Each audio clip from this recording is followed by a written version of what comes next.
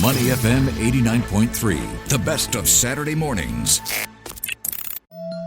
Saturday morning sit down. And joining us in the studio is Deepa Somanathan, the co-founder of It's Raining Raincoats. Now, if you don't know about It's Raining Raincoats, you have been asleep for the past X number of years. It is a wonderful charity that works, NGO rather, that works with our migrant workers, supporting them, giving them the help that they need to live their lives in a humane and respectful way. And the particular reason we have Deepa on today is the Migrant Workers Appreciation event that's coming up next week to recognize and reward the heroes who saved Singaporean lives at the recent River Valley fire. What an amazing effort that is. Deepa, welcome back to Money FM. Thank you. Always a pleasure. It's great to have you with us. Talk to us about the Migrant Appreciation event that's coming up next week and how you got started thinking about putting this together. Yeah, so, one of our long-term volunteers who's actually in Australia at the moment alerted me as the fire was going on because she lives in the area and she was getting reports from her mum's group, and she said, you don't know, you have to know about this, Deepa. Something incredible is happening here. There's a fire and, the migrant workers were the first ones up. They erected ladders and, as Neil rightly said in his post yesterday, or somebody said, they ran towards the danger. They didn't run away from it. Right. I mean, that's incredible, hand on my heart. I don't know if I would have had the bravery to do something similar if I was in that position. So, so we quickly sort of galvanized, we have a wide network of migrant workers just on WhatsApp groups. We've been doing we've been a ground-up movement first and then charity for migrant workers for the past 11 years. So we have a wide network of contacts. So we sort of put the call out to say, does anybody know who these workers are? We put up some posts and, soon enough, we were able to identify them. And obviously, then they were in the media as well. But it occurred to us and it was... Yeah. Sorry, if I could just jump in. This was the April 8th shop house fire. Yes, in River Valley Road. Sadly, an Australian girl passed away from that. Yes. A young 10-year-old girl. But sorry, carry on. Yeah. So that is a context. Sorry for not saying that earlier. And we're talking about the migrant workers who, I'm just assuming everybody knows about this because it's been so much in the media. We're talking about the migrant workers who were sort of, first on scene and who played such a crucial role in rescuing the children and adults, and really thanks to whom, I guess, the consequences weren't worse. 21 people injured, though. Yes, however. But, they rescued so many. And if they hadn't had the presence of mind and the selflessness and the quick thinking to do that, I mean, who knows, right?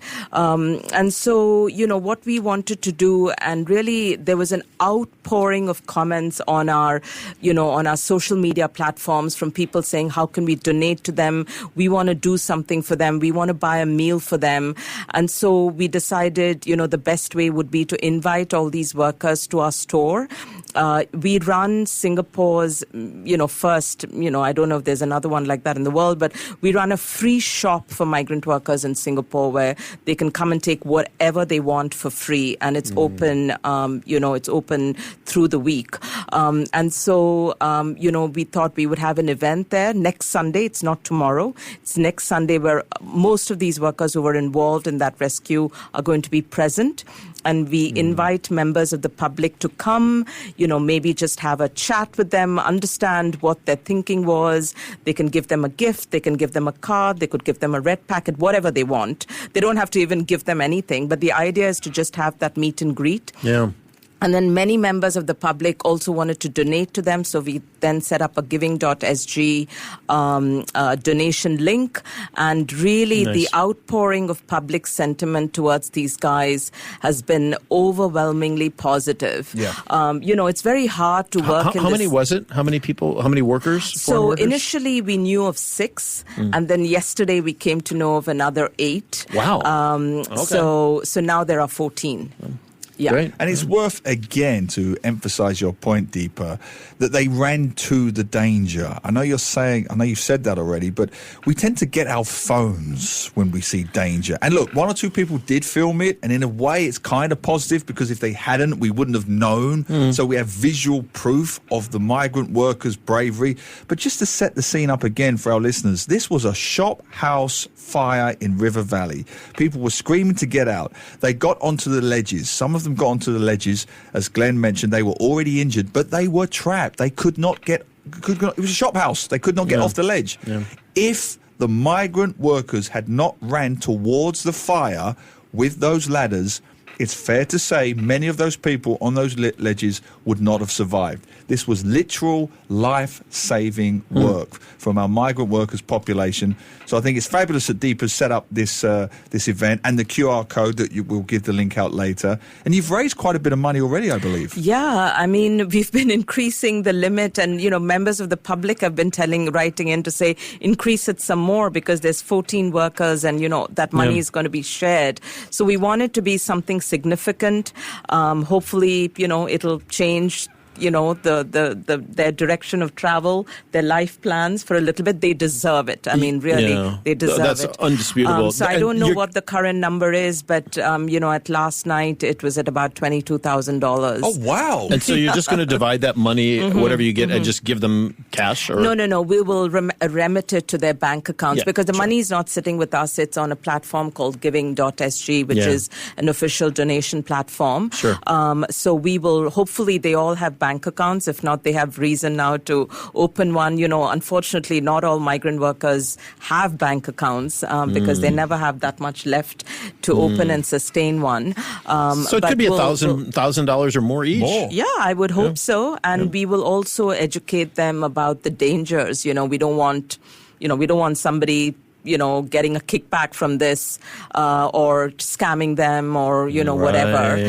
So there's all of those issues as well. So we've already made plans to advise them on, how to safeguard that the money is for them and them alone. They're not to give it away to anybody else that may have the ability to exert force on them. That financial planning element of it as well. Like, here, you've got this. Do you want to buy a shop back in your home country, or build a house for your family? Or that's what they should do. These ideas rather than just seeing it slowly vanish. Absolutely. So we will take care of that side of the house as well. That's a significant jump, because when I spoke to you yesterday, I think you said it was around $6,000. So it's gone up to $22,000 in less than maybe a day. Partly thanks to you and your posts, Neil. I don't know, but it's really gone around, and we really hope word of this gets to the parents of the children. It's really unfortunate about the Australian girl, and one of our volunteers drove by there that night, and Shaquille, one of the workers, was still there, and she said when she spoke to him about it, he was just shaking and crying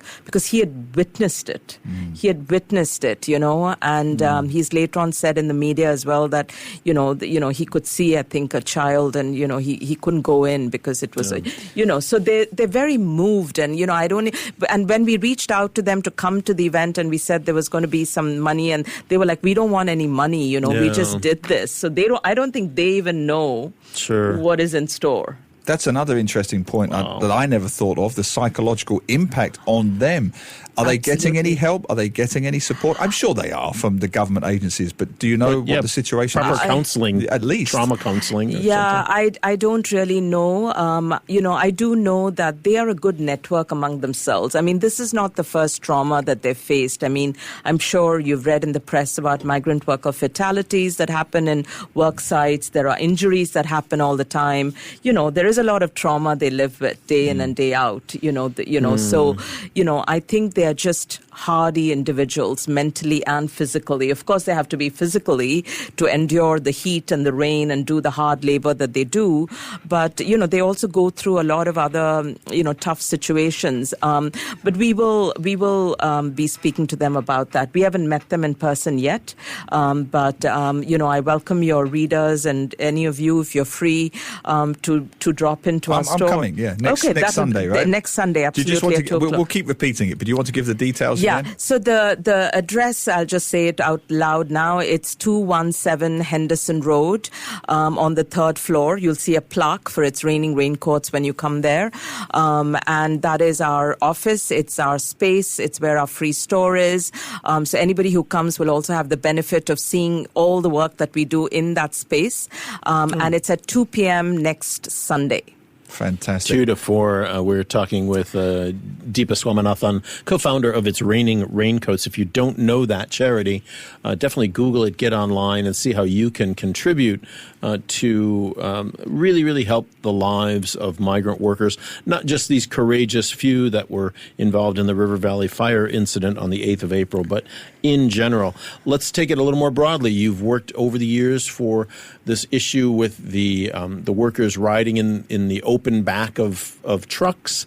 You've done many other issues as well. What is the state of our migrant worker population and how they're being cared for today? Yeah, so I just want to make a little correction. So it's not co-founder, it is founder. Sorry. But that's okay. In fact, I'm glad you said co-founder because really it's a movement founded not just by me, but by our amazing volunteers, many of whom have stayed with the movement since the day it was born. And that's why It's Raining Raincoats is able to do everything that we do. I'll come to your question in just a minute. Sure. But, we are a very, overhead light. We have only 2 paid staff, but we have an army of amazingly dedicated volunteers that makes everything we do possible. And I really like to acknowledge them every chance we get. Yeah. So thank you for giving me that opportunity and also, to do that. While you do that, to get to Glenn's point, give us a quick overview, because I think you've got an anniversary coming up as well. Yeah. So this is our 10th year. I just want to acknowledge that it takes a lot to keep going in this space for 10 years because there is beneficiary trauma, because of all the difficult cases. We've dealt with migrant worker injuries. We've dealt with migrant worker fatalities. We've had to speak to widows back home who are crying. There is something happening all the time that drains you, that you take to bed at night, and you still have to wake up the next day and keep going with your life. And to do that day in and day out for 10 years, it's not easy, because all of us are volunteers. We have our day jobs. We have our own problems. I was in the hospital with typhoid for 8 days just, 3 weeks ago. Oh, my gosh. It takes a lot. So we want to celebrate this milestone of having not just kept it going, but kept it growing, for 10 years. So that's coming up this year. And we do a whole host of things for migrant workers, from vision to dental to airport drop-offs. We pick up workers from Tuas. No taxi will go there, and even if it did, it would cost $60. So we invite anybody who has a car who can volunteer at any time. There's no set hours. We'll have something for you to do, and our volunteers love it because they call it the longest drive in Singapore, from Tuas to Changi, to drop these migrant workers to the airport. We do casework. We help them with disputes. We provide them with bikes and laptops and phones. We run the free shop, as I said. We collect unsold food from Starbucks and we give it to the workers. Wow. We run classes, English and other things. So there's a whole lot of things that we do with a very small team, just 2, staff, as I've said, including the store manager. So to Glenn's point, why? Why are you having to drop off migrant workers to the airport? Why are you having to organise their dental? Why are you having to deal with their injuries and fatalities? Why? Well, I think that is sort of a rhetorical question, isn't it, Neil? So I think, the answers are what they are. But, when we see a gap, our conscience doesn't let us rest. And I think, we've had a track record of not letting any migrant worker who comes to us in need go away. We will help them. Just a few days ago, we had a call from 2 migrant workers who were, without a place to stay and eat. And, we late at night, we did what we needed to do to get them help. So, there are, unfortunately, gaps. We can't always look to the government to plug those gaps. So we come in and do what we can because we feel we all owe a debt of gratitude to these migrant workers for what they do for us. They're the ones who build, our homes, our roads, keep our trees pruned. Our country would collapse without them. Yes, that simply. Absolutely. Well, let's just take those 2 guys you mentioned this week as a case study. Why hasn't their employer found them accommodation? Well, I know it's technical, you might be able to go into details, but broadly speaking... Yeah, I mean, there was an agent to whom, I can't get into too much details because the thing is ongoing, but it was, I think these two guys have just been trapped in a very unfortunate situation. And the thing is, these guys are so innocent, they don't know, they think, when they're coming, the jobs that are there on paper are the jobs that they're going to be doing, and it's all going to be very straightforward and simple. They don't understand that sometimes they're, navigating landmines. And unfortunately, these guys have stepped on a metaphorical one. And we are, we're engaged with them and, helping. Maybe, when I come back the next time, the story would have had a happy resolution and I can talk a little more about it. But going back to Glenn's question on the lorries, I mean, that is something that has been under the spotlight and under discussion for so long, and we've 15 years or years and years, for right? The history of forever, right? So it's SG60. So so I really hope at some point we are able to make a serious difference there. I mean, there are incremental improvements, speed limits and railings in the lorries, etc. At least they're covered. At least the back is covered now, right? The back is covered, but, not always are the sides. And, as rainwater can come in from the sides. And even now, you will find workers working outdoors in drizzle and sometimes even in the rain. We still get feedback from members of the public who are horrified when they see workers working in the rain. The thing is that, they can fall sick. All of us can fall sick if you're exposed to the rain for long periods of time. And then, if you're not given medical leave and you're not, taken to a doctor, not always facilities easily accessible to migrant workers, that's when they go to work sick. And that's when, if there's a momentary lapse of concentration, when you're standing on the 40th floor, trying to, hoist up iron and steel, and you lose a moment's concentration, that's the difference between life and death. In my job, if I lose concentration, I'd make a typo. But, theirs is a very different reality. So all of these things add up. It's not just about keeping workers dry and safe in the back of the lorries or making sure they have a raincoat, when it's a chain reaction to something that could be a lot more catastrophic. Good diet, good nutrition, good food, decent lunches for these guys. Good sleep. Let's just stick with the truck one, because I know we've had friends on our show. Louis Ang, the MP, I know he's fought courageously for this for years in Parliament. He brings it up periodically. Yes. And also, for the soft power point of view, we talk about soft power a lot on this show, the optics of what it looks like to visitors, to investors, to whatever.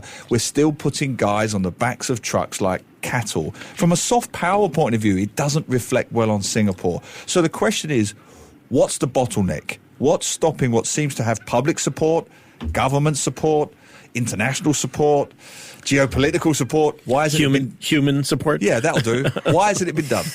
Well, I don't hold the powers to change the outcome of this. So, I can only, talk about what I see. I mean, obviously, there is an outpouring of, I think, public sentiment to not see this on the roads. When I give a lot of talks in schools and, in other forums, and I feel there's always sort of a collective guilt about this. There's a little bit of a sense of, I wouldn't call it shame, but, just it's not, people avert their eyes even at traffic signals when they see the truck parked next to them. And I always say, don't do that. At least turn to the workers and smile, or just fold your hands in gratitude, or wave at them, acknowledge them, just because you don't want to see that reality, don't turn your face away. Look towards them and acknowledge them. But, obviously, the official, what we've heard is, there's a cost concern, the consideration for the employers to shift from lorries without seatbelts to buses or other forms of transport. And really, that's where things stand now, I guess. But it's my hope that, more Singaporeans will speak up and speak for the workers, and, shifting of the tide from a more of a groundswell perspective, and really just conscience, right? I always think about, we all leave this, leave the earth, at some point, and at the end of the day, it is all about, conscience and morality. So I hope at least just the intention to do the right thing will prevail. But Deepa, let's just call it what it is. It's money. It's about money. Contractors don't buy proper vehicles, buses, for example, because they don't want to spend the money. It's cheaper to buy a lorry and throw people in the back of it. If you have to put a cover on it, okay, because the government says so. But it just comes down to money so that they can make more profit. Now, obviously, not every company is the same. Some are small, SMEs, but others are large company making hundreds of millions of dollars a year in the construction industry. And they won't spend, whatever it would be to buy buses. It just comes down to cash. Am I wrong? I don't think you are. Yeah. Yeah. Yeah. I mean, I wasn't looking to be right. I was looking for there to be a solution. But that's what I see, as I go down. Because otherwise, why wouldn't you put somebody in a bus, right? The only reason you're putting them in the back of a cattle car, as Neil mentioned, is to save cash. And would the counter argument be, but then we have to pass the costs on, and then the HDB flats become 700,000 instead of 500,000? Is that the usual cop out of an answer? I mean, there are those arguments we hear as well. But I just want to acknowledge that there are some employers who've already moved to buses. Sure. And good for them. They should be they should be a case study for, and they haven't collapsed. Yep. Their businesses are still running. Of course. Yeah. Their workers have great morale. Everybody's happy. The workers are safe. I think, they have a longevity with those kinds of employers. So those should be the case studies, and those should be the examples. Look at the positive. Exactly. And name them. If you name them, I'm happy to give them a shout out so we can be proactive and say it can be done. They're remaining profitable, and these are the companies. If you know any, name them. Yeah, I don't want to wrongly. I think I know a couple of them by name, but I don't want Fair to, enough. But I'm just saying that there are those employers. And so, and as I say, those companies haven't collapsed. I mean, they haven't, run out of, profitable viability. So I think those should be celebrated in the case studies, and hopefully more will emulate them. Okay, I want to get in. We are getting listeners' comments. This is a great chance to speak to Deepa. If you have any questions or queries about migrant workers in Singapore, 88550893 on WhatsApp. LL says, hats off to the selfless rescuers. What a touching incident. These silent heroes and their community deserve better from everyone in Singapore. Yep. He or she also says, is there a drive to, this is a question for you, is there a drive to rope in healthcare, private clinics, the transportation, ride-hailing industries to provide pro bono service, good luck with that, to migrant workers when they can't afford the services? Well, we've tried, we haven't. There are NGOs in Singapore that provide healthcare to migrant workers. Health Service is well known in that and do amazing work. But in terms of getting pro bono rights for migrant workers, well, if anybody listening here is connected to ride-hailing companies and can connect us, please PM our page. We've not had much luck in that space. But our volunteers, as I say, we've never turned down a migrant worker's request to get to the airport on time. If we can't find a volunteer with a car at that particular time, we order a grab and pay for it ourselves. I didn't know about that. I'm going to sign up for that. Please I've got a car. Me and my wife can do that. So where do people go if they want to get involved? Because there are good people in Singapore. Yeah, so just from the post yesterday, I saw a lot of people saying, what can I do? Absolutely. So all you need to do, in your case, Neil, I'll just, I'll just connect you up. But if you don't know one of us personally, you can also hit me up personally on LinkedIn or Instagram or Facebook Messenger. I'm very responsive. But otherwise, please drop a direct message to It's Raining Raincoats on Instagram or Facebook. Our amazing volunteers and staff will get back to you. And if you say you have a car and you want to, help with the driving, It's just a simple WhatsApp group. We post requests there when they come up. And if you can take it up, you just respond. It's as simple as that. Nice. The founder, not the co-founder, the founder of It's Raining Raincoats, Deepa Swaminathan. And, we just thank you so much for all the work that you and your dedicated volunteers have been doing for a decade now.